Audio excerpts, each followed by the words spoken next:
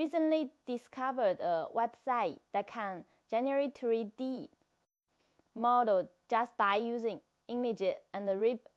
I'm passive. First, we open the web page Hifer， 就是按一个生成瑞廷的密。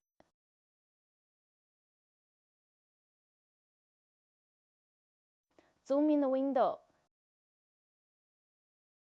Wait for the weight generation 它的坑屁。Zoom into look.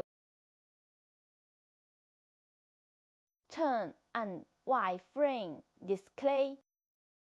Switch lighting display. Zoom into look at the more. Rotate it left and right.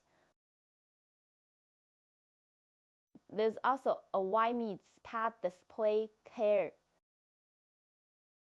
Finally, you can download it and import it into professional 3D software for use or 3D printing.